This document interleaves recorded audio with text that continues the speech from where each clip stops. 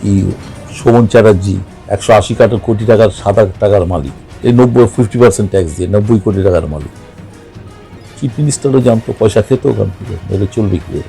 In fact 34 কোটি টাকা মুকুল তুলেছিল সারদা থেকে ইলেকশনের সময়। প্রত্যেক ক্যান্ডিডেটকে 16 লক্ষ টাকা করে দেওয়া হয়েছে। এখন 155 কোটি টাকা শুধু তৃণমূল খরচা করেছে, কারণ বিজেপির ওপর খরচা করেছে। নমস্কার, আপনারা দেখছেন দ্য ইন্ডিপেন্ডেন্ট বেঙ্গল। আমি শিবম এবং আমার সঙ্গে এই মুহূর্তে বসে আছেন দিকপাল রাজনৈতিকবিদ এবং রাজনৈতিক বিশ্লেষক যদি বলেন, কংগ্রেসের প্রবীণ নেতা অরুণাভ ঘোষ। অরুণাভদা, প্রথমেই আপনাকে স্বাগত। দিকপাল বলো না, দিকপাল বলো না, সাধারণ লোক আমি, বলো এবার। হ্যাঁ, প্রথমে একটু প্রথম থেকে শুরু করি। বর্তমান যে রাজনৈতিক প্রেক্ষাপট আপনি দেখছেন, আপনি তো দীর্ঘদিন সংসদীয় রাজনীতি, ভারতীয় রাজনীতিটা খুব কাছ থেকে দেখলেন। এই যে বর্তমান রাজনৈতিক প্রেক্ষাপট, এটা নিয়ে আপনার কি মত? প্রথমত চোর এবং অশিক্ষিত লোকে ভরে গেছে। আমরা যারা রাজনীতি করি তাদের কোনো সোর্স অফ ইনকাম নেই, রাজনীতিটাই ইনকাম। করতে করতে লজ্জাটা চলে যায়। এই একটা র্যাডো ঘড়ি পড়লাম 22 লাখ টাকার। কি শোভন চ্যাটার্জি 180 কোটি টাকার 7 টাকার মালিক, ট্যাক্স দিয়ে 50 কোটি ফাইন দিয়ে এখন 90 কোটি টাকার মালিক। এই 50% ট্যাক্স দিয়ে 90 কোটি টাকার মালিক। চিফ মিনিস্টারও জানতো, পয়সা খেত ওখান থেকে, নইলে চলবে কি করে। চিফ মিনিস্টার তো খুব অনেস্ট, সে নিজে পয়সা নেয় না, কিন্তু কেউ দিলে বারণ করেছে আমি শুনিনি। এই আর কি। নতুন প্রজন্ম রাজনীতিতে যারা আসছেন বা আসবেন কেন, যদি এই দুটো প্রশ্ন। কেউ আসে না তো। তুমি একটা শিক্ষিত ছেলে এসেছে দেখাতে পারো। যে কোনো শিক্ষিত ছেলে আসে মানে ধান্দায় আসছে। সরকারি পার্টি এক সিপিএম এর কিছু ছেলে এসেছে, যেগুলো ধান্দা নয়, নকশাল আছে, ধান্দায় নয়। প্রেসিডেন্সি দেখবে নকশাল ভার্সেস সিপিএম লড়াই আছে, ধান্দাবাজ না। মেডিকেল কলেজে লেফট দুটো দলই আছে, যাদবপুরে, ধান্দাবাজ না। জেএনইউ ধান্দাবাজ না, অসাধারণ ছাত্র, জওহরলাল নেহরু ইউনিভার্সিটি। কিন্তু এমনি যারা ধরো তৃণমূল যারা করছে, ধান্দা, একদম ধান্দা। রাজ্যে ছাত্র রাজনীতিটা কোন জায়গায় চলে নেই নেই নেই। ওই ছেলেগুলোই আছে যারা বলে, সেটাই একটা আশার ঝলক। ওই রেড ফোর্স না কি একটা করেছে, ওগুলো আছে একটু আশার ঝলক, বাদ বাকি নেই। সিপিএম এ যারা নতুন প্রজন্ম রাজনীতিতে আসছেন, তারাও তো কিছু পাওয়ার জন্য হয়তো আসছেন না। মানে এখন কি আছে সিপিএম বামফ্রন্টে? না, ধরো কংগ্রেস যারা করে পাওয়ার জন্য করছে, পশ্চিমবঙ্গে নেই। কিন্তু কি হয় জানো, এই জিরো হয়ে গেছে। জিরো মানে পার্টিটা উঠে যায়নি। নকশালবাড়ি তো কোনোদিন পার্টি করেনি, মানে অ্যাসেম্বলিতে যায়নি, উঠে যায়নি। এসইউসি আছে, ডেডিকেট ছেলে আছে, কিন্তু তারা সামান্য। কারণ এখন টাকার এতে আমি দেখেছি আমাদের এখানে টাকা দিয়ে রাজনীতি হচ্ছে। 40 কোটি টাকা 50 কোটি টাকা তুলেছে শুধু জলা ভরে, তার থেকে প্রত্যেক পরিবারকে 1-2 হাজার টাকা করে দিচ্ছে মাসে মাসে, তাতেই খুশি, তাতেই তারা ভোট দিচ্ছে। অশিক্ষিত লোক যারা, মানে আর শিক্ষিত লোক বেশিরভাগ অনেকেই হয়ে গেছে একটু কমিউনাল, ওরা আর আমরা এই করছে। মুসলমানদের বেশি বাচ্চা, আরে মহিলার প্রতি তো একটাই বাচ্চা হয় পেটে, হিন্দু আর মুসলমান। আজকে তো বেরোচ্ছে যে মুসলিম সম্প্রদায়ের কাউন্টিং কমেছে, সংখ্যা ধর্ম নিয়ে রাজনীতি বা রাজনীতির পার্টটা ধর্ম হয়ে গেল, দুটো একে অপরের পরিপূরক ভাষা। তাই তো বলছি এদের হিন্দু ধর্মও পড়েনি, চারবাকের নাম শোনেনি, কপিলমণি কি বলেছে নাম শোনেনি,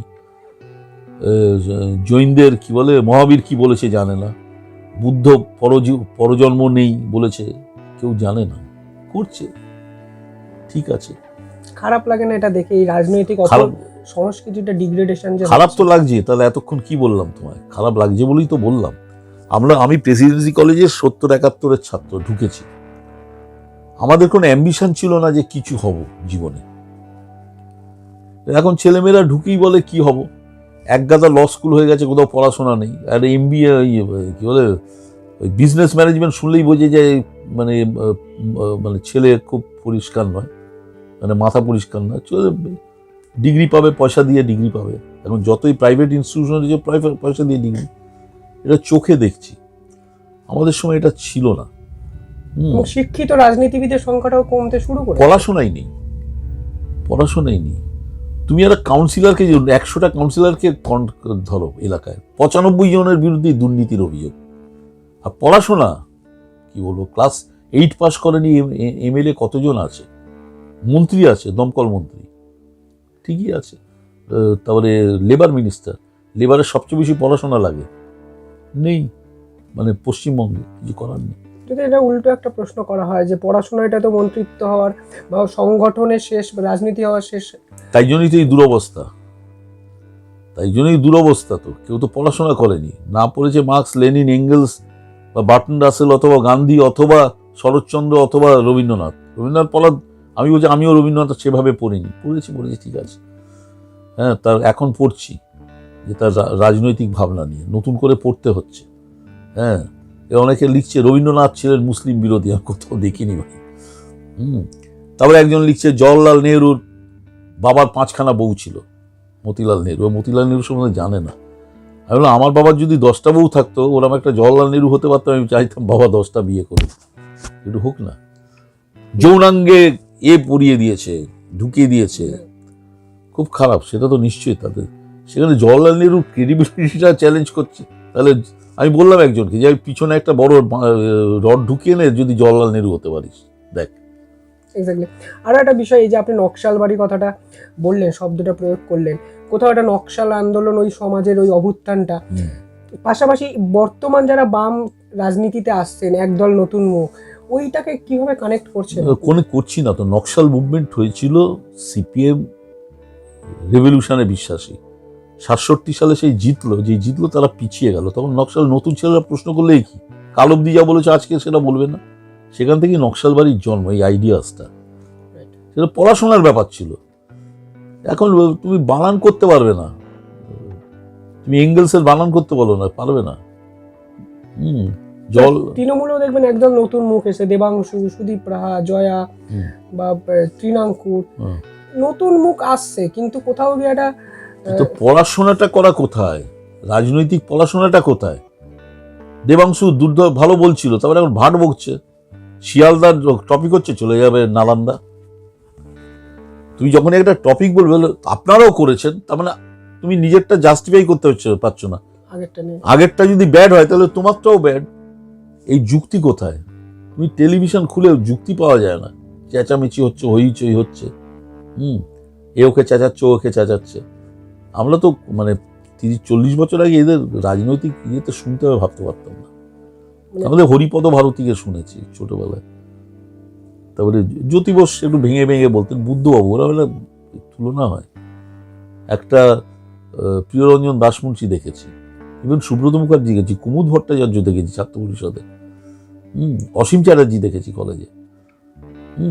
এবং এই যে আপনি বললেন এদেরকে দেখেছেন, ছাত্র রাজনীতির প্রেসিডেন্ট একসময় মমতা ব্যানার্জি ছিলেন, সেখানে আজকে সায়নী ঘোষ। না, মমতা ব্যানার্জি কোনোদিনই শিক্ষিত ছিলেন না, দেখেছি the less shed the better. Marjana করতে পারতেন না, প্রেসিডেন্ট ছিল না মমতা, কোনোদিনই ছাত্র প্রেসিডেন্ট ছিল না আনডিভাইডেড কংগ্রেসে। সায়নী ঘোষ সে বলছে 100 ছেলে নিয়ে যাব ওখানে পুরুলিয়া, এখন বোঝ 100 ছেলে, তুমি যখন মারবে বলছো 100 ছেলে নিয়ে, তো তোমাকে পেটালে কেউ করছে না। তবে ওর বিরুদ্ধে যে অভিযোগটা করেছে খুব অন্যায়। সে গাড়িতে যাচ্ছিল, অ্যাটেম্প টু মার্ডার দিয়ে দিয়েছে 327, সে তো গাড়িটা চালাচ্ছিল না। গাড়ি চালিয়ে যদি বলি অ্যাটেম্প টু মার্ডার, কাউকে চাপা দেওয়ার চেষ্টা করেছে, তাহলে এক জিনিস, ও তো পিছনে বসে। বিপ্লব দেবকে বলেছে এই কজন লোক, তাতে 307 হয়ে গেল। মানে বলছি স্ট্যান্ডার্ডটা কোথায়, রাজনৈতিক স্ট্যান্ডার্ডটা মানে কোথায় একটা প্রতিহিংসা রাজনীতি, পড়াশোনাহীনতার। বিপ্লব দেব একটা এলিমেন্ট হলো, কোথাও শিক্ষার কোথাও একটা নেই ভদ্রলোকের জায়গা নয় এখন রাজনীতি। অরবিন্দ কেজরিওয়ালকে কিভাবে আপনি, সুবিধাবাদী, ভয়ানক সুবিধাবাদী, এই দিল্লির প্রাইম মিনিস্টার। তুমি ধরো আন্না হাজারে যখন আন্দোলন করলো, আমি লিখেছিলাম যেরকম অশিক্ষিত লোকের আন্দোলন, সে পার্লামেন্টের রিফর্ম সম্বন্ধে বলছে পার্লামেন্টে কি জানে না। আমি জিজ্ঞেস করলাম ভাড়াটা কে দেয়, ওই যে ও তো ট্রাক চালাতো, মানে ক্লাস 6-5ও না। আমি ওই সেন্সে বলছি না, ঠিক আছে আন্দোলন হতেই পারে, এলো কে টাকা দিত ওকে যাতায়াতে। এবার আন্না হাজারে বললো আমরা ইলেকশনে দাঁড়াবো না, অরবিন্দ কেজরিওয়াল দেখলো এটা সুযোগ, দাঁড়িয়ে পড়লো। তারপরে ভদ্রমহিলা পুলিশে ছিলেন, তিনি তো গভর্নর হলেন। সবাই ধান্দা, এই জায়গাটা যারা শিক্ষিত লোক তারাও ধান্দাবাজ হয়ে গেছি, এখন করবোটা কি? অরবিন্দ আপনি শিক্ষা নিয়ে বললেন বলে ওনার নামটা বললেন, তাই বলছি। ওই হ্যাঁ, আইআইটি কি এসে গেল, ওই শিক্ষায় কি দাম? জীবনে যদি ধান্দাবাজ হিসেবে তুমি দেখা যায় তাহলে কি দাম? হ্যাঁ, এই ব্যাখ্যাটা তো শিক্ষিত মানুষ অন্যভাবে দেন যে রাজনীতিতে না এসে ভালো কাজ করা যায় না। এটাও না একটা- সেটা না, ভালো করে আমার নিজের স্ফিয়ারে আমি যদি মনে করি রাজনীতিতে আসতে হবে, আমি বলছি না আসবে না, কিন্তু আসতে তো তোমার সুযোগ দেবে না। আসতে বাদবাকি যারা ঘিরে আছে তারা তো সুযোগ দেবে না। এই যে বাদবাকি যারা ঘিরে আছে বলেন, তৃণমূলের পুরো ভোটের যে প্রার্থী তালিকা দেখলেন, কি মনে হলো? যারা পয়সা পয়সা দেয় তাদের রেখেছে, যেগুলো মন্ত্রীকে দিয়েছে সবকটাই এলাকায় পয়সা তোলার নাম আছে।